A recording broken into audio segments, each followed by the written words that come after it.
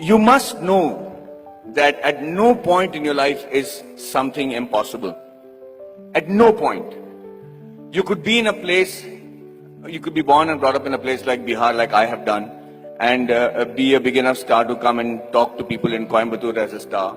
Or you could be in the industry like the Tamil and Telugu industry and be known as the most exciting director. Rajmouli suddenly decides that he can make a film which is, if not better, but at par with Hollywood. And he does that staying in India, and he hits the ball right out of the park. He becomes historic in just that one moment. There is a huge lesson to be learned on things like that. Everybody keeps saying success is when the right opportunity meets the right preparation, right?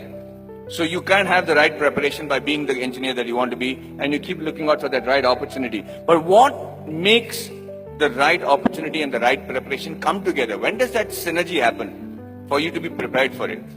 Because like they say, if you're prepared but you don't get the opportunity, it's useless. If you have the opportunity, you're not prepared, it's not useless. But they have to meet at a point, right? And that meeting happens because you will it to happen, because you want it so badly to happen. I could be walking down any street, I could be anybody, but why did that one director come and meet me and wanted me to act in that television serial? If you look at every next step in my career, I have never prepared for it. I have never imagined that this could happen. I never imagined that Mani Ratnam will call me. How would Mani Ratnam know about a guy who's doing a television series in Bombay without even seeing one episode of mine? So let's come back to that one point that happens, the synergy that happens between the right opportunity and the right preparation. And that happens when you have what is called situational awareness. So let me tell you a little bit about situational awareness. Situational awareness is when, as in the army, they say you're completely aware of what is happening around you at all times. So as I was saying, the situational awareness happens when you're completely aware of everything that is going around you at all times. And you should be able to do that. When we are in the army, and if you're walking down the ground, parade ground, anybody who's involved with the defense will know what I'm saying is the truth.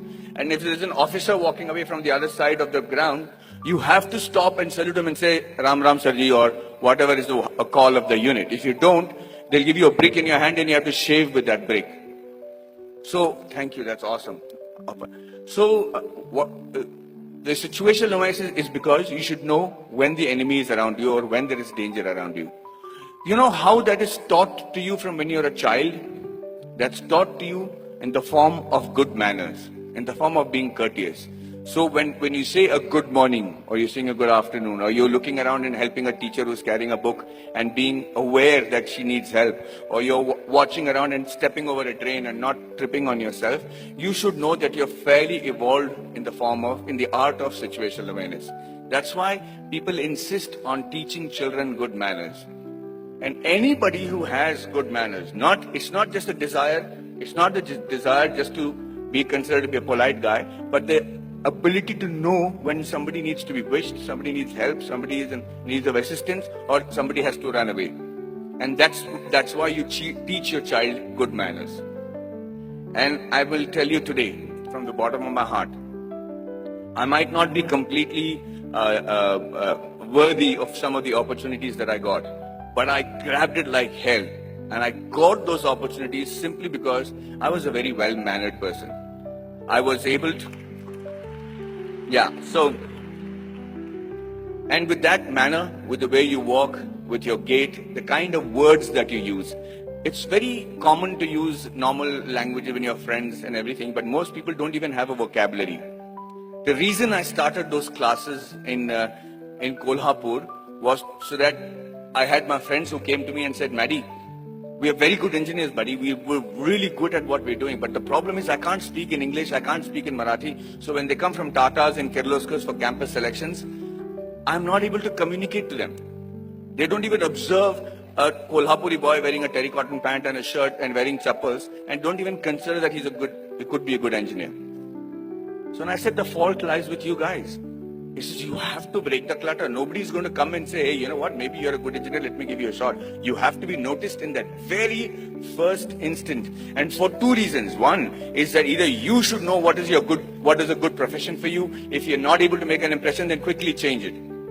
This is not the be-all and end-all. The engineering or whichever subject that you choose to major in when you're in college does not literally have to be your lifelong profession. But give it a shot. At least know if that is a profession that you really want to pursue and excel in, because that's the only way you'll survive, is if you excel in it.